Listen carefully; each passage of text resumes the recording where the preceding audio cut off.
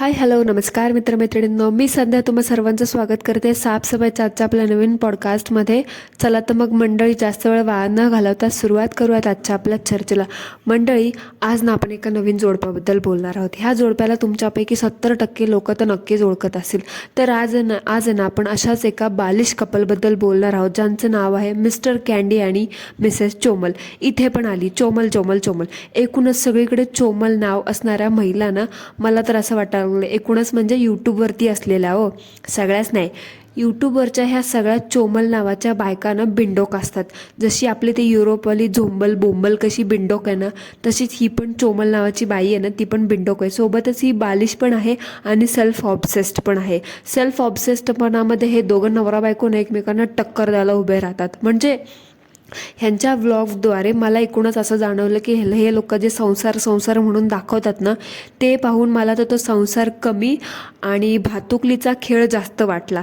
म्हणजे ह्यांच्या व्लॉगमध्ये असं वाटतं ना की ते लहानपणी बघा मुलं मुली किंवा आपण सुद्धा भांडीकुंडी वगैरे खेळतो, घरकुल घर घर खेळतो बघा. त्यामध्ये कसं भावला भावलीचं लग्न लावतात, एकमेकांना जेवायला बोलवतात, मी मम्मा हे माझं बाळ, नवरा बायको तू माझा नवरा मी तुझी बायको, असं खेळतात ना ते लहान मुलं एकमेकांचं बघून, आपल्या आईवडिलांचं बघून. तसं हे लोक संसार संसार खेळतात ना, असं मला वाटतं.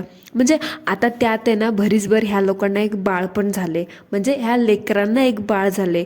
आता ही लोकांना बघून तुम्हाला असं वाटणार नाहीच की हे दोघं मम्मा डॅडी आहेत आणि ह्यांना एक मम्मा डॅडी म्हणणार आहे बाळ आलंय. म्हणजे हे स्वतःच अजून अंड्यातून बाहेर नाही आले आणि हे आई बाबा झालेत. म्हणजे खूप डेअरिंग लागते बाबा आई बाबा व्हायला. आणि असो आता जे झालंय त्याला तर आपण काय बदलू शकत नाही. पण मला एक कळत नाही, ही टीनेजर लोक जी असतात ना, ही स्वतः आईबाबा होण्याच्या अगोदर आपण स्वतः मॅच्युअर आहोत का, आपण आईबाबा होण्याच्या वयाचे आहोत का, आईबाबा होण्याचे लायकीचे आहोत का, ते बाळ आपल्याला, आपण त्या बाळाचे आईबाबा म्हणून शोभू का, ह्याचा जरा पण विचार करत नाही. जबाबदारीचं बाबा लांबच राहिलं, जबाबदारी घेऊ शकतो का नाही असा जरासुद्धा विचार न करता निर्णय होतात आणि डायरेक्ट म्हणतात, रिव्हील करतात की बाबा आम्ही आईबाबा होणार आहोत असं तसं. आणि फक्त रिव्हीलच नाही करत किंवा पूर्ण प्रेग्नन्सी सिरीज, डिलिव्हरी सिरीज, आम्ही त्या बाळाला काय खाऊ घालतो, त्या बाळाला कुठलं नॅपी वापरतो, त्या बाळाला कुठलं डायपर वापरतो, सगळं सगळं सगळं अगदी प्राऊडली फ्लॉन्ट करतात. म्हणजे काय कमाल. आजकाल लोक 40-40 वयापर्यंत शुअर नसतात की त्यांना आईबाबा व्हायचं आहे की नाही व्हायचं आहे. आणि ही अजून टीनेजर लोक अंड्यातून अजून बाहेर नाही आली, ह्यांना स्वतःला दाढी मिशा फुटल्या नाहीत आणि हे निघालत आईबाबा व्हायला. म्हणजे कमाल आहे बाबा, डेअरिंग लागते डेअरिंग. आणि कमाल म्हणजे ह्यांचे फॅमिली मेंबरसुद्धा ह्यांना काही सल्ले देत नाही. बहुतेक ह्यांच्या फॅमिली मेंबर ह्यांच्या बालिशपणामुळे ना ह्यांच्या फॅमिली मेंबर्सनी सुद्धा ह्यांना वाऱ्यावर सोडले. आता त्या कँडीच्या फॅमिलीबद्दल तर मी काय बोलत नाही, बिकॉज त्याची फॅमिली हयात नाही हे मला माहिती आहे. पण त्या चोमलीचे पेरेंट्स तर आहेत ना, ते लोक का सल्ले देत नाहीत बरं ह्यांना. म्हणजे ते पण म्हणत असतील, ह्या येड्यांपुढं कुठं आपण आपलं ज्ञान पाजळत बसा. निदान ऐकणारी मुलं असतील तर लोक सांगत बसतात ना, आईवडील सल्ले देतात. ते म्हणत असतील हे स्वतः अजून लहान आहेत, त्यांना अजून कुठं सल्ले देत बसा, काय करायचं ते करा. म्हणून त्यांनी पण आहे ना ह्या दोघांना वाऱ्यावर सोडून दिले. आता ह्या लोकांची पण बच्चा दिखाओ पैसा कमाव ह्या योजनेअंतर्गत डॉलर कमवायला ना सुरुवात झाली.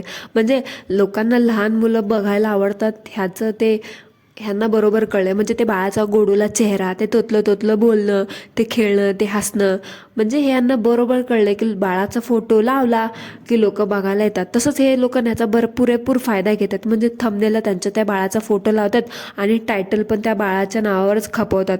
आणि आलेच लगे व्ह्यूज आले म्हणजे एवढे पटकन व्ह्यूज येतात ना बाबा, काय बोलायलाच नको. झालं मग लगेच त्या बाळाच्या नावावरती व्लॉग खपवायला ह्यांनी सुरुवात केली आणि हे त्यात एकदम सक्सेसफुल झाले. म्हणजे मला तर वाटतं ना, कधी कधी ह्यांचा कंटेंट एक नंबरचा फ्लॉप आहे. त्या प्रँकच्या पलीकडे आणि ते फालतू फोटोशूट दाखवण्याच्या पलीकडे आणि रील्स शूट करण्याच्या पलीकडे ह्या लोकांचा कंटेंट आणि ह्यांची मजल तर कधी गेलीच नाही. म्हणून वैतागून हे पण म्हटले असतील, आता अपने को बच्चा प्लॅन करना पडेगा बेबी, नाही तो उसके सिवा अपने पास कोई ऑप्शन नाही आहे असं म्हटले. आणि ह्या लोकांनी पण त्या खड्ड्यात उडी मारली. आणि त्या तोतल्यावरून आठवलं, ते बाळ तर अजून लहान आहे, ते बाळ तर काय बोलत नाही. पण त्या बाळाचा बाप म्हणजे तो कँडी, तो मात्र तोतला बोलतो. काल परवा मी यांचा एक व्लॉग बघत होते, त्यात तो कँडी त्या बाळाला म्हणजे असं कुरवळत कुरवळत लाडं बोलत होता. तोतला ते पण. मला वाटलं बाळासोबत गप्पा मारतोय, ठीक आहे, कारण बाळासोबत आपण म्हणतो ना, मला का कळतं त थाना थाया, मेरे बाबूने थाना थाया, असं बोलतात ना सहसा बेबी लोकांना.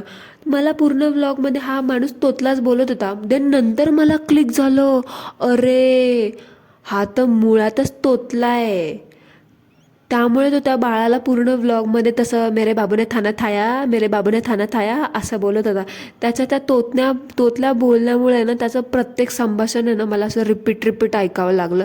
कारण हा माणूस एकतर एवढा फास्ट बोलतो जसं की ह्याच्या मागं कुत्रं लागलं आहे, आणि त्यात वर्स्ट म्हणजे त्यात हा अजून तोतला बोलतो. त्याच्यामुळे त्यांच्या व्लॉगला सगळ्यात जास्त वॉच टाईम आहे ना मीच दिला आहे. ह्यांनी सगळ्यात जास्त माझा टाईम खाल्ला आहे असं म्हणायला हरकत नाही. म्हणजे बिचारा बोलायला जातो एक आणि ते ऐकायला येतं तिसरंच. आणि ह्यांचा बॅकग्राऊंड सांगायचं म्हटलं तर बाकीच्या सगळ्या सो कॉल्ड यूट्यूबरप्रमाणे ह्यांचं पण लव्ह मॅरेज झालेलं आहे, आणि ह्यांनी पण आपली लव्ह स्टोरी शेअर केली. म्हणजे ह्यांना बघून असं वाटतं ना की ह्यांचं लव्ह मॅरेज झालं आहे ते पण अत्यंत लहान वयात झालेलं असावं असं वाटतं. कारण एकतर आपलं ह्युमन नेचर असतं ना की आपण सहसा माणसाच्या तोंडावरून, त्याच्या बॉडी लँग्वेजवरतून, त्याच्या शरीराच्या ठेवीनुसार आपण त्याच्या वयाचा एक अंदाज लावू शकतो. पण ह्यांना बघून असं वाटतच नाही. असं वाटतं की ह्यांनी घाईमध्ये बालविवाह केला असावा. कारण शेवटी लव्ह मॅरेज ना, लोक कोण परमिशन देत आहे नाही देत आहे, बाप हिचा तिसऱ्यासोबत लावून देईल, हा पळून जाईल म्हणून बिचाऱ्यांनी केलं आपलं कसं बसेल लग्न. आणि बाकीच्यांसारखी पण ह्यांची थुकरट सो कॉल्ड लव्ह स्टोरी 1760 पार्टमध्ये शेअर केली. म्हणजे त्यामध्ये त्यांनी लिटरली असं सांगितलं की शाळेत जायच्या वयामध्ये हे लोक गुलू करत त्या कारमध्ये बसायचे, आणि त्याचे फोटोज पण शेअर केलेत की हा आमचा पहिला फोटो, हा आमचा दुसरा फोटो, हा आमचा तिसरा फोटो. ह्याला म्हणजे YT होऊन हे लोक काहीही शेअर करत बसतात, काहीही. फक्त हनीमून ब्लॉग दाखवायचं तेवढंच बाकी होतं फक्त. पण आता काय करणार ना, YT येऊन स्टोऱ्या शेअर करत बसून लोकांना पकवण्यात, कारण हे एवढं करू शकतात. आता जगण्यासाठी, पोट पाळण्यासाठी ह्या लोकांना हे करणं भागच आहे. कारण मला वाटतंय ना, जेव्हा शाळा शिकायची होती ना तेव्हा ते ह्या लोकांनी शिकले नाही. तेव्हा तर गुलू करत बसले कुठेतरी नको ते उद्योग करत. त्याच्यामुळे आता शिकले असते तर म्हटलं असतं बाबा कुठेतरी नोकरी वगैरे मिळाली असते, कुठेतरी एखादा पार्ट टाईम 9 to 5 तरी जॉब मिळाला असता. पण शिक्षणच नाही तर मग हा क्रिंजपणा करण्याशिवाय ह्यांच्याकडे काय ऑप्शनच नाही. त्याच्यामुळं आता ह्यांना बोलायला लागतं, हे सगळं करायला लागतं. बिचारे मी तर देवाकडे प्रार्थना करते की असा वेळ कोणावर ते नाही यावे की ज्यांना आपली पैशांसाठी प्रायव्हसी लोकांकडे पुढे विकावी लागेल. मंडळी, मला एक प्रश्न पडला, सहज विचारू का? जाऊन दे, विचारतेच. बघा आता, मी जेव्हा शाळेत होतो ना 7वी 8वीला 9वी 10वीला, तेव्हा आमच्या शाळेतले टीचर्स यांना विचारायचे तुमचे आईवडील काय करतात, म्हणजे तुमच्या आईवडिलांचं ऑक्युपेशन काय असं ते विचारतं. म्हणजे मला एकटीलाच नाही, सगळ्यांनाच विचारायचे. ते काहीतरी फॉर्म्स असायचे. म्हणजे ते एक म्हणतात ना, सुरुवातीला पहिल्या दिवसांमध्ये एकमेकांची ओळख करून देतात. न्यू ॲडमिशन वगैरे असेल तेव्हा ते ओळख वगैरे करून देतात. तर मग ते विचारायचे आणि प्रत्येकजण सांगायचा की माझे बाबा लॉयर आहेत किंवा वगैरे. मी माझं सांगते तर माझी आई हाऊसवाईफ होती आणि माझे बाबा शेफ होते. म्हणून मग मी सांगायचे. तर कोणाचे लॉयर असतील तर कोणाचे सेल्समन असतील तर मग ते सांगायचे आमच्या आई वडील, जो तो त्याचं आपलं सांगत बसायचं.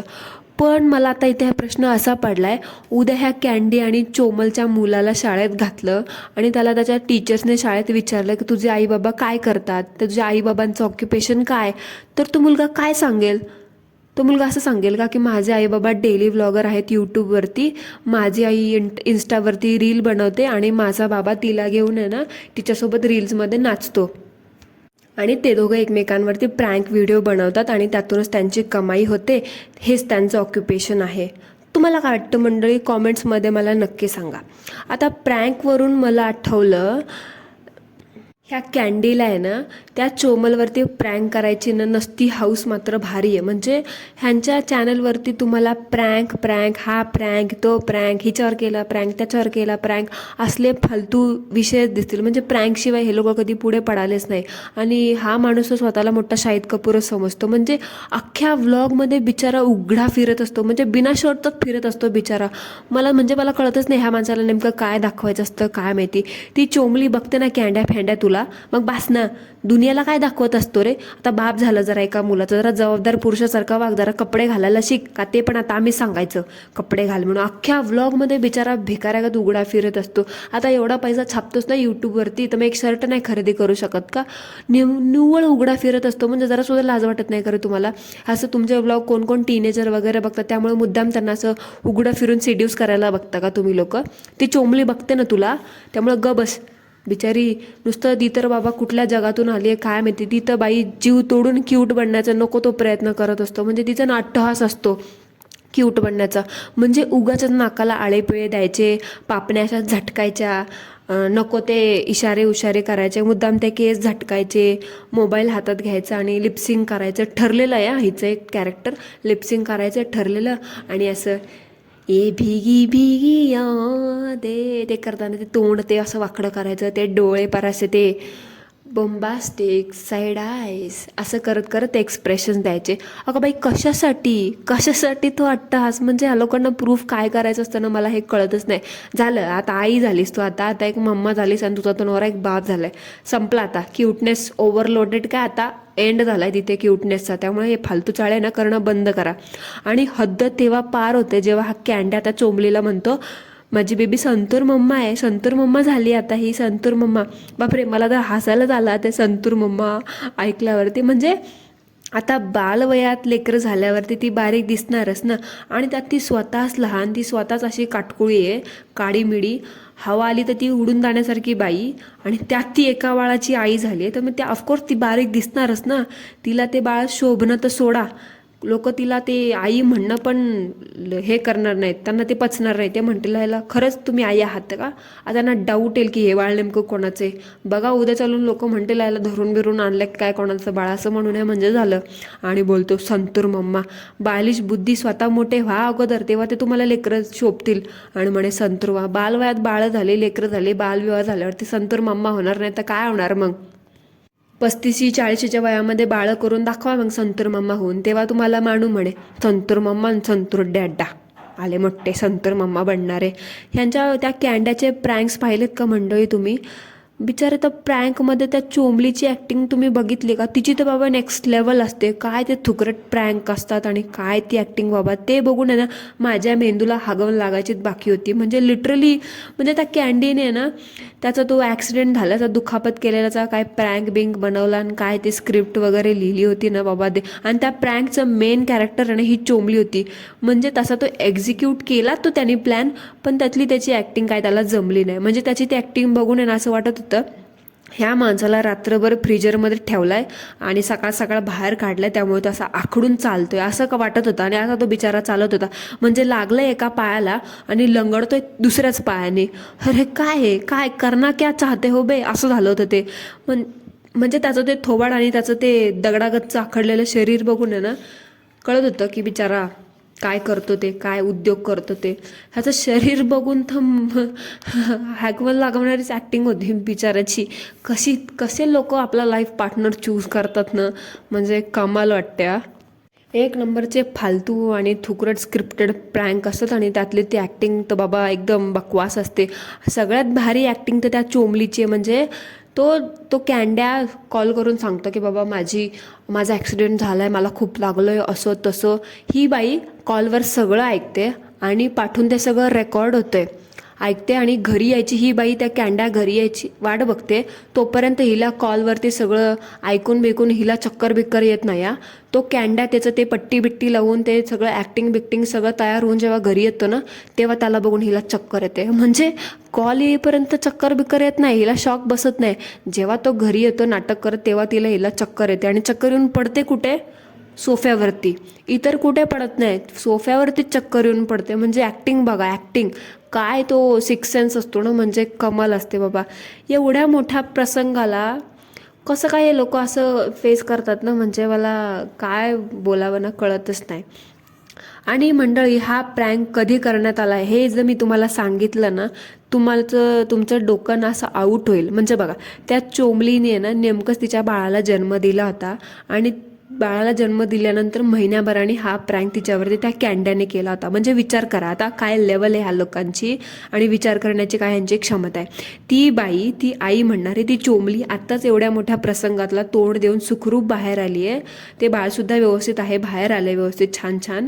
आणि देव न करो खरंच त्या दिवशी त्या चोमलीच्या जीवावरती हा प्रँक बेतला असता तर काय झालं असतं. एक कल्पना करू शकता का तुम्ही? मी तर नाही करू शकत.